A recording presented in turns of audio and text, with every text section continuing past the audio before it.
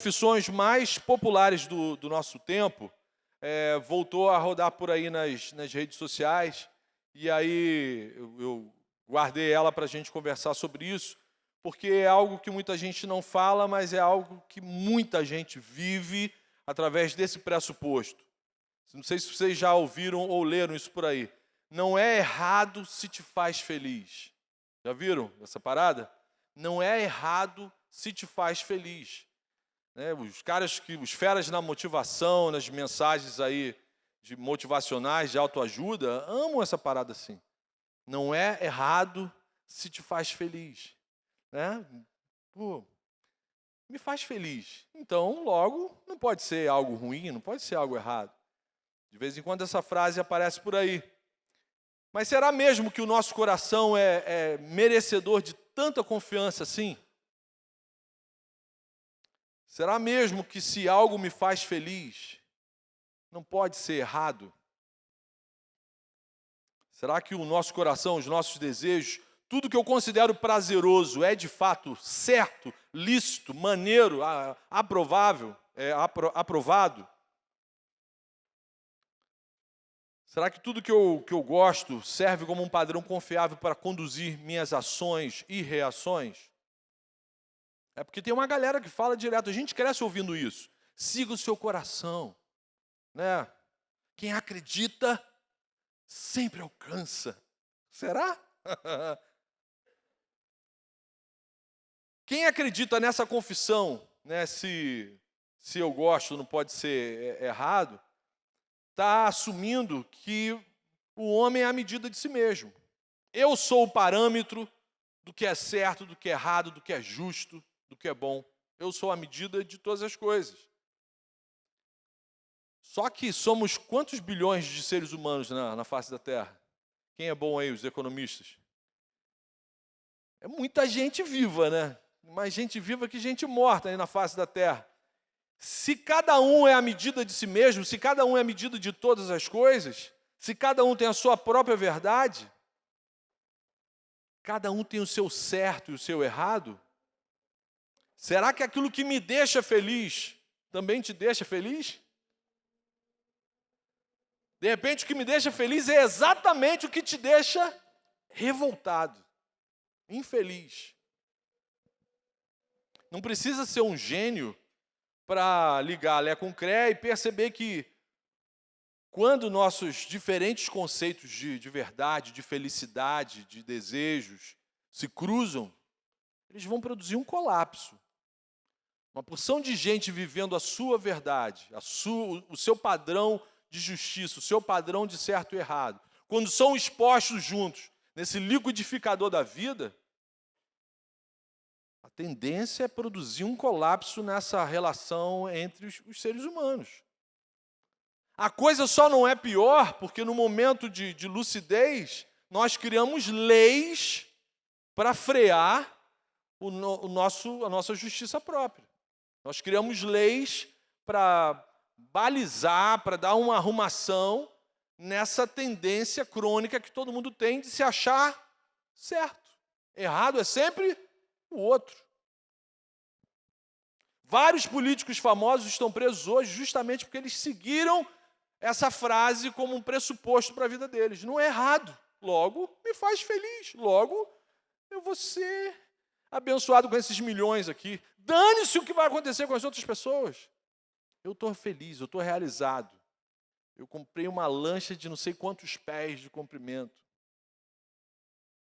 Graças a Deus, muitos já estão presos. Isso significa que existe uma probabilidade muito grande do meu conceito particular de felicidade ser imperfeito. No mínimo equivocado. Algumas vezes até ilegal. Então, qual é a conclusão lógica que eu já consigo traçar? Somos seres imperfeitos. Se a gente fosse perfeito, o nosso conceito de certo, de errado, de justiça, ia casar. A gente ia acabar gostando, achando lícito, certo, correto, as mesmas coisas. A gente não ia ter crise. A gente não ia ter crise existencial, não ia ter crise interrelacional. Se está tendo problema é porque nós somos, no mínimo, confusos. Que droga, né? Podia ser tudo maneiro, né? Nossos conceitos particulares de certo e errado são potencialmente perigosos para nós mesmos e para quem está perto da gente. Então, esse papo de que não pode ser errado se me faz feliz é um perigo. Não sei se vocês conhecem, aqui tem uma galera aqui muito nova, Roberto e Erasmo Carlos, uns cantores famosos. Os dois ainda estão vivos, mas eles assim, alcançaram o auge na década de 70, e eles foram muito sinceros, teologicamente proféticos, numa composição, num refrão de uma das músicas deles, falando sobre essa questão do coração. Eles afirmaram o seguinte: tudo que eu gosto é ilegal, é imoral ou engorda.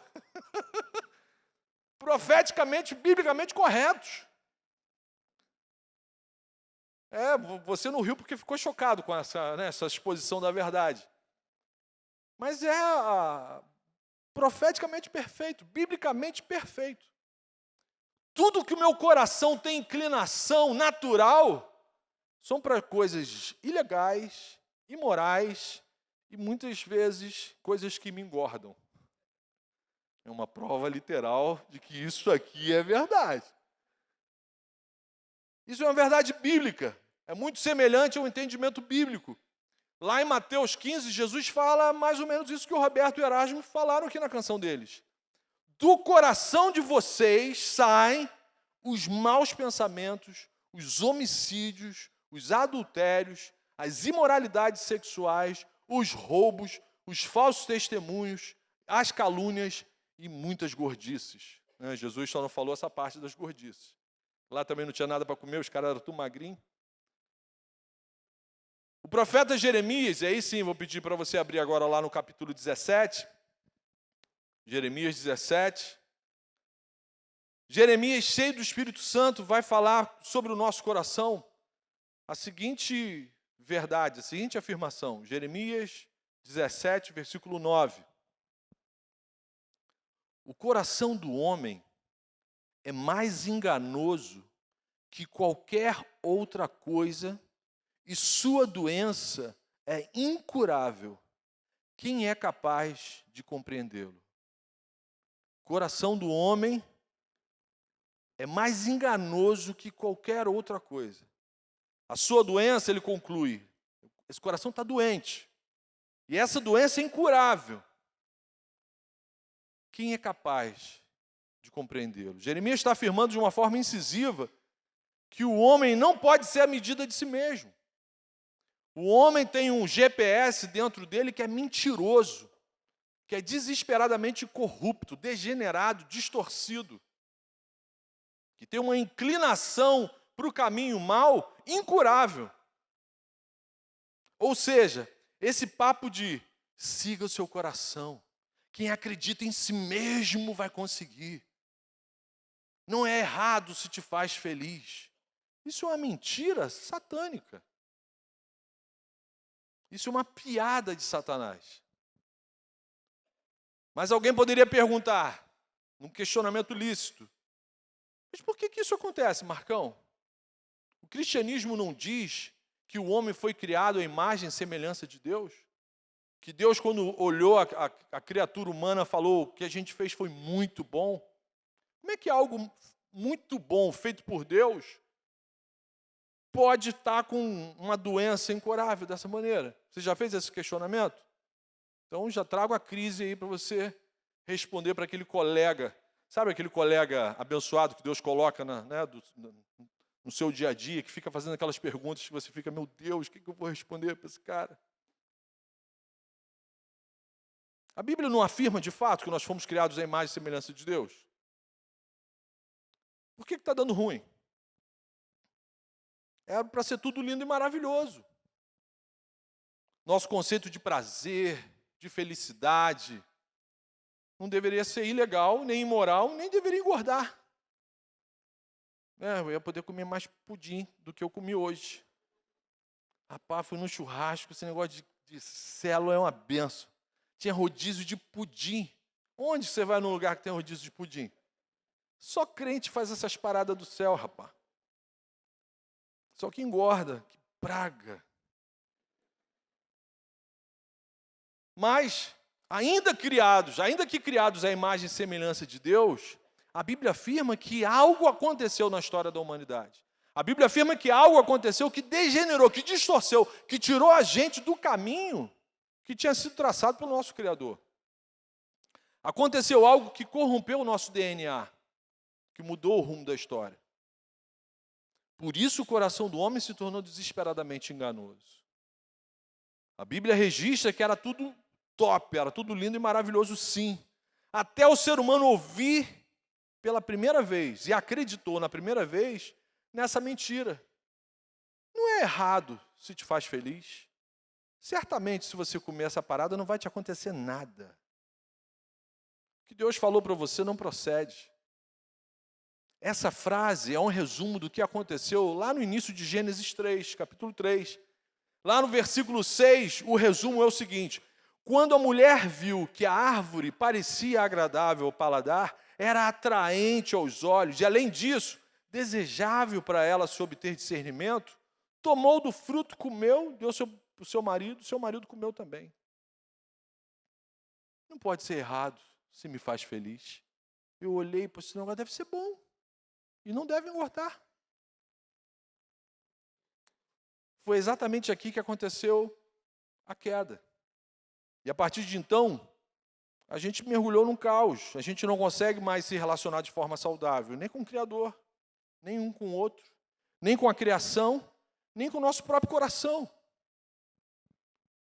Todas as nossas roubadas começam sempre com esse papo: eu quero ser feliz, eu mereço ser feliz. Merece mesmo. Não merece nada, amiguinho. Quem é você? Pedacinho de barro com delírio de existência. O ser humano passou a nascer carente de terapia psiquiátrica. Era para o bebê ir para a casa dos pais com um pacote de fralda e uns pacotes cheios de vidrinho com tarja preta. O ser humano passou a ser considerado tudo, menos normal. De perto, ninguém aqui é normal. Tem uma galera que até de longe, você já vê de longe, vou atravessar a rua, que esse aí não é normal mesmo. De perto também, não é? Até porque a gente perdeu totalmente a referência do que é normal. O que é normal? O que é um ser humano normal? O que é verdade? O que é certo? O que é errado? O que é justo? A gente perdeu totalmente a referência. Quem tem autoridade para dizer o que é certo, o que é justo, o que é humano?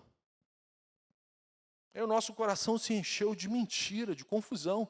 Todo mundo nasce achando que é Deus. O mundo tem que me servir. E dá certo, eu choro, mamãe me dá mamar. Eu choro, mamãe me dá comidinha. Eu faço um escândalo no supermercado, papai compra um brinquedo para mim. Eu sou Deus. Nosso coração se encheu de mentira. Todo filho de Adão passou a pisar nesse mundo se achando Deus. Resultado, um mundo cheio de deuses vira um inferno. Você acha que vira o quê? Um filme de Fúria de Titãs? Não, amiguinho, vira um inferno. Vira um inferno, um mundo cheio de gente tendo surto de Deus. O rei Davi, diante dessa constatação, faz uma pergunta retórica. Lá no Salmo 19, versículo 12, ele faz a seguinte pergunta: quem pode discernir os próprios erros? Quem é que consegue se autoexaminar, se avaliar e discernir se está tomando uma decisão certa, se está tomando uma decisão errada? Essa deve ser sempre a nossa pergunta norteadora. Quem aqui nesse auditório, quem aqui nesse planeta consegue discernir os próprios erros? A gente acha que está sempre certo. Se o nosso coração é absolutamente enganoso, e de fato é, cheio de mentiras, cheio de desejos tiranos, cada um cria a sua própria justiça, a sua própria verdade, quem pode discernir os próprios erros? É por isso que surgem as guerras. Eu tenho certeza que eu estou certo. Logo, o outro só pode estar errado. É por isso que surgem os maus pensamentos. os desejos homicidas, os adultérios, as imoralidades, os roubos, os falsos testemunhos. Jesus tem razão. E aqui eu já encontro pelo menos 2 lições no meio dessa confusão. Primeira lição: eu não posso ser a medida de todas as coisas. Eu não posso ser a medida de todas as coisas. O nosso coração não pode ser referência para nada. Nosso coração não sabe de fato o que é bom, o que é ruim. Nem para ele. Eu não posso ser a medida de todas as coisas. E o meu semelhante também não. A gente veio da mesma fábrica, do mesmo pai, da mesma mãe, da mesma raiz genética. Todo mundo aqui carrega o mesmo DNA de Gênesis 3, da queda. De fato, a Bíblia tem razão. O coração do homem é mais enganoso que qualquer coisa nesse universo. E aí a segunda lição, segunda consideração. Se o meu coração é cheio de mentira, cheio de engano, desesperadamente corrupto, eu preciso curar ele, eu preciso encher ele de verdade. Se ele está cheio de mentira, o antídoto é encher ele de verdade. E onde eu encontro a verdade? Nesse mundo caído, existe alguma verdade imaculada, pura, perfeita, sem contradições, sem confusões, que seja uma referência perfeita para a gente do que é humanidade, do que é ser humano? E eu procurei em várias coisas, em vários lugares. E só encontrei essa resposta em Jesus Cristo. Aleluia, aleluia. Eu procurei uma porção de lugar. E tem gente procurando, tem gente que enfia a cara na química das drogas, tem gente que investe tudo numa vida completamente livre no que diz respeito à sua sexualidade. Mas a gente só encontra essa referência de verdade quando a gente conhece Jesus Cristo. Amém, aleluia. A Bíblia Sagrada afirma que a verdade encarnou, aleluia, aleluia. Assumiu forma humana, justamente para nos salvar das nossas mentiras. Como é que Deus é maravilhoso? Em João, capítulo 14, versículo 6, está escrito: eu sou o caminho, a verdade e a vida. Aleluia, aleluia. Só Jesus é a imagem do plenamente humano. Só Jesus pode ser a nossa referência perfeita. Você quer ser humano? O seu paradigma, o seu farol, o seu exemplo tem que ser Jesus. Nunca o seu achismo, nunca o nosso achismo, nunca o que os nossos pais falaram, por mais amor que esteja embutido nisso. Se não houver uma igualdade com a imagem de Jesus, não é uma referência para a gente. O único capaz de nos salvar dos nossos maus caminhos é o caminho. O único capaz de salvar a gente de uma vida cheia de mentira é aquele que é a verdade. Ele falou: eu sou.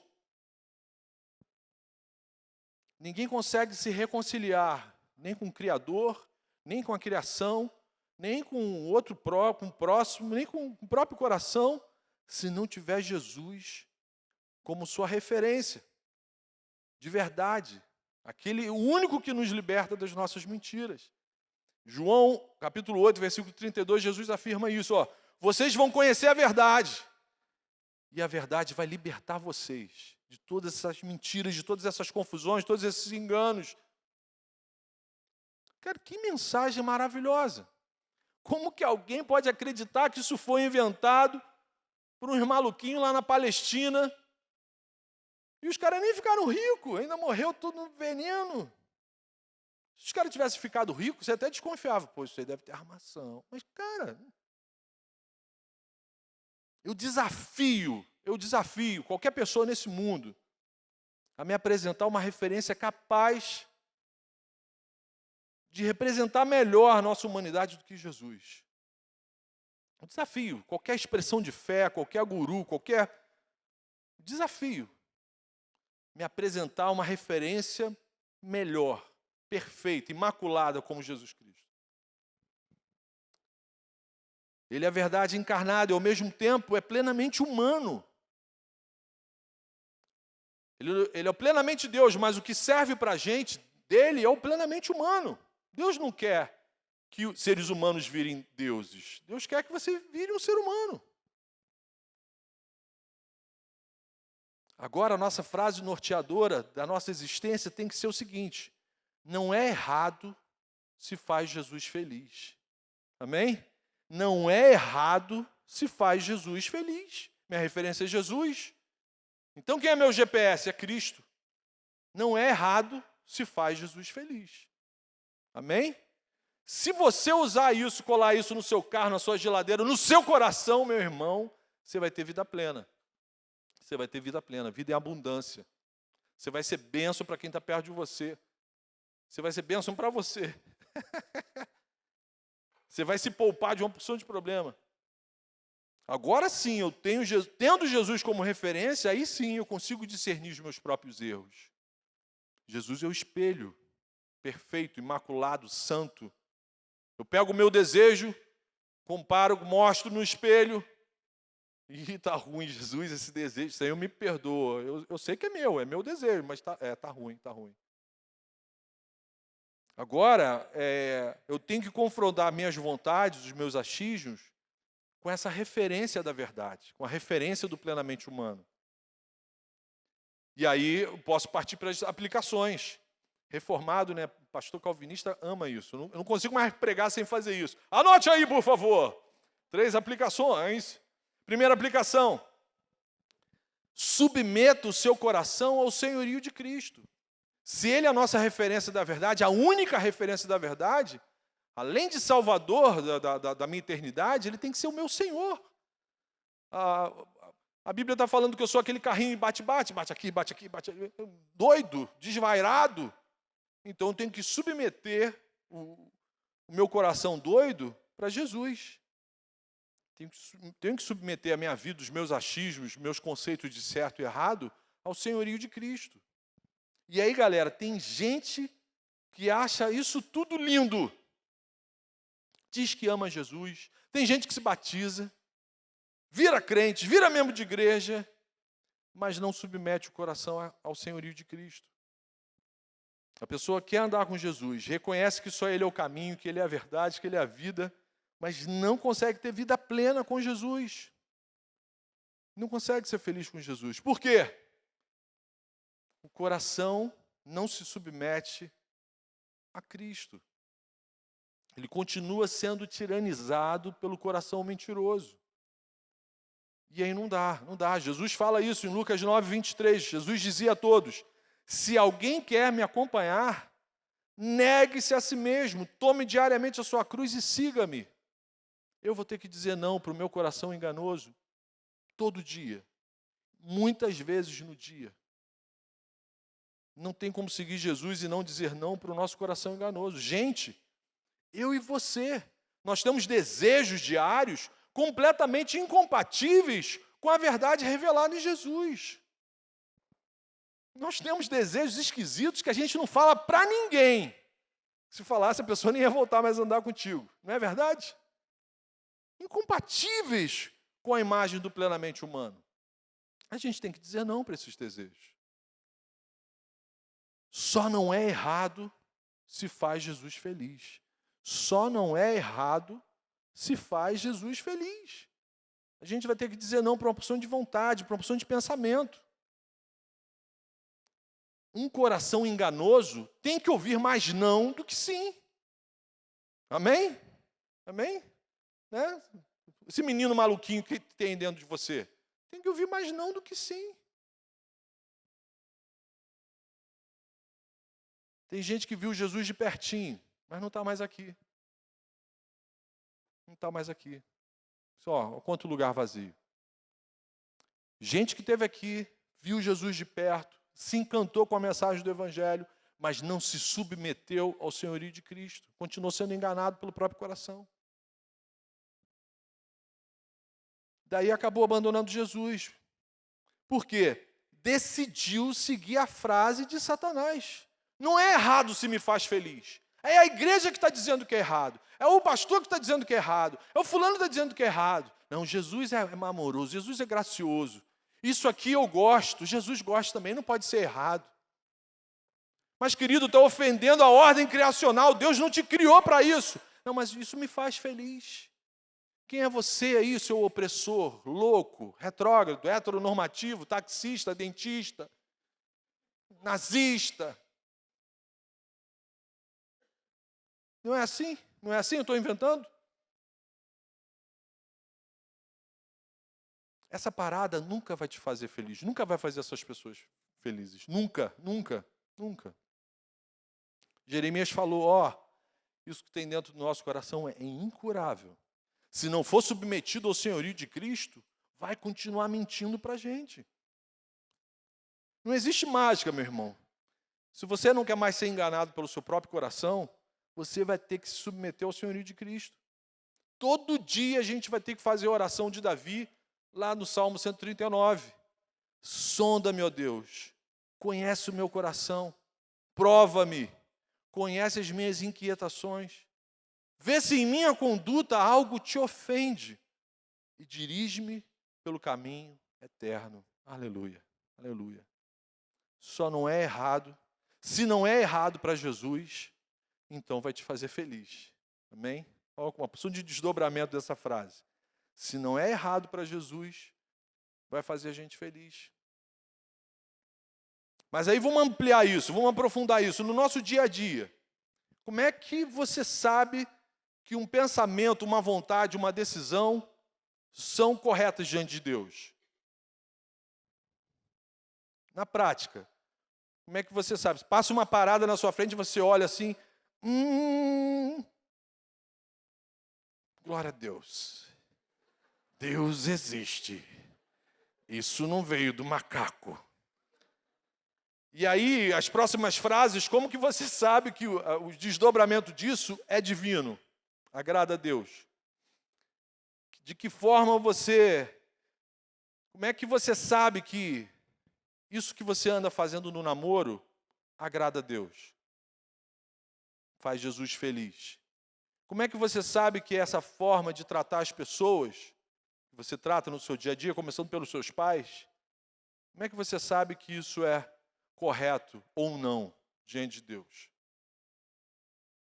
Aí essa é a segunda aplicação. Se o nosso coração está cheio de mentira, cheio de engano, eu tenho que encher ele de verdade. Você tem que encher o seu coração de verdade. Como é que a gente enche o nosso coração de verdade? João 17:17. Jesus falando, Pai, santifica-os na verdade. A tua palavra é a verdade. E aí, amiguinho, como que anda o seu conhecimento da verdade? Como que anda o nosso conhecimento da verdade?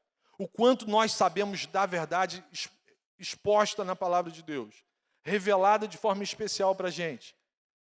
Como anda o seu conhecimento da pessoa de Cristo? Quanto tempo você tem investido em conhecer Jesus? Isso não é só bom para o pastor, não. Para o pastor é maravilhoso, tá? Por favor, leia bastante. Mas isso é maravilhoso para você. Isso é maravilhoso para você. Quanto tempo você tem investido em conhecer Jesus? Se o nosso coração está doente porque está cheio de mentira, você só vai curar ele se encher ele de verdade. Não adianta subir no monte, ir para a sessão do descarrego. Se não ler Bíblia, meu irmão, você vai continuar a topeira gospel, nem tenha dúvida. Caindo nos mesmos buracos, A gente só se submete a alguém, lembra, a primeira aplicação é se submete ao senhorio de Jesus. A gente só se submete a alguém quando a gente confia nessa pessoa. Ninguém casa, por exemplo, eu olhei Filipinho e Letícia aqui, a gente só casa com alguém que a gente confia. E por que eles confiaram um no outro? Porque eles se conheceram bem. Você só vai se submeter a Cristo, você só vai conseguir a primeira aplicação se você fizer a segunda aplicação. Você tem que conhecer bem Jesus para você confiar em Jesus, para você se desarmar, esquecer o medo, o amor lança fora todo medo. Aí você conhecendo bem Jesus, você consegue se submeter de forma saudável a Cristo. Mas tem gente que nunca leu o Evangelho. Tem gente que nunca apareceu aqui no fim de semana de treinamento. Sempre que tem fim de semana de treinamento, o cara vira gás. Depois, eu não quero nem saber como é que você faz isso, mas o cara some. Não tem mágica, gente, não tem mágica. É prático, aplicação prática. Como é que está a jornada de leitura bíblica? Tudo sobre a verdade, tudo sobre Jesus está exposto no Evangelho. Algumas pessoas tombam na caminhada e tombam feio, porque tem pouco ou nenhum conhecimento da pessoa de Cristo. Se você não está conseguindo dar atenção para a pessoa de Cristo, para a voz da verdade, Deus fala com a gente através da palavra. Se você não está ouvindo Deus falar contigo, você está correndo o risco de ouvir outras vozes, de dar atenção para outras vozes. Você quer ser feliz de verdade, quer ter vida plena, vida e abundância, não sentir falta de nada, você tem que conhecer a verdade. Olha o que Davi fala sobre isso, Salmo 119, 1 e 2. Como são felizes os que vivem conforme a lei do Senhor. Como são felizes os que obedecem aos estatutos e de todo o coração o buscam. Topzera. Salmo 119 fica claro que a nossa felicidade está intimamente ligado ao nosso conhecimento e à prática daquilo que a gente conhece do Senhor. A gente só se submete à pessoa que a gente confia. E para confiar em alguém, eu tenho que conhecer muito bem essa pessoa. E aí nós somos indesculpáveis, porque você tem acesso à verdade do universo. No seu smartphone, então, tem várias Bíblias ali. Terceira aplicação. Como está friozinho, eu estou à vontade, vou ficar aqui umas 2 horas, tá bom? Terceira aplicação. Marquito acreditou, cara, não vai embora não, calma aí. Calma aí, eu vou terminar. Jesus, me ajuda, os irmãos estão desistindo de mim, Jesus. Terceira aplicação, para você que está indo embora agora, trate o seu próximo com graça. Pode ir lá no banheiro, pode ir lá, não fica constrangido não, eu que não presto, fica constrangido, vai lá.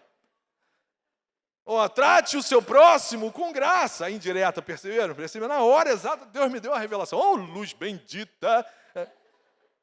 Trate o seu próximo com graça. Nesse mundo confuso, agora que a gente sabe que todo mundo tem um coração enganoso, tenha paciência com a pessoa que está perto de você. Trate o seu próximo com graça. Trate o seu próximo da forma como Jesus tem te tratado. Você também se considerava Deus. Você também era insuportável. Alguns ainda são. Jesus está tratando, Jesus está cuidando. Se Jesus tem te tratado com graça e misericórdia, de que forma que você tem que tratar as pessoas que estão perto de você? Com graça e misericórdia. Não exija e não espere do seu semelhante um grau de perfeição que nem você, mesmo sendo crente, consegue apresentar. Então, graça, o que você fez, né? Tem até, eu não vou cantar agora não. Mas trate o seu próximo como Jesus tem tratado de você. Lembrando sempre, só não é errado se faz Jesus feliz. Amém? Então feche seus olhos.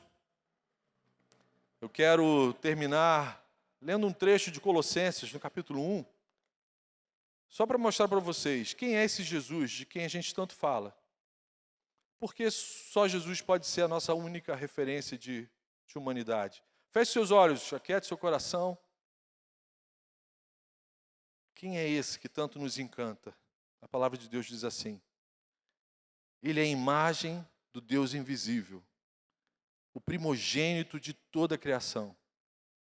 Nele foram criadas todas as coisas, nos céus e na terra, as visíveis e as invisíveis. Todas as coisas foram criadas por Ele e para Ele. Ele é antes de todas as coisas, e nele tudo subsiste, pois foi do agrado de Deus que nele habitasse toda a plenitude, toda a perfeição, e por meio dele reconciliasse consigo todas as coisas, tanto as que estão na terra quanto as que estão nos céus, estabelecendo a paz pelo seu sangue derramado na cruz. Aleluia.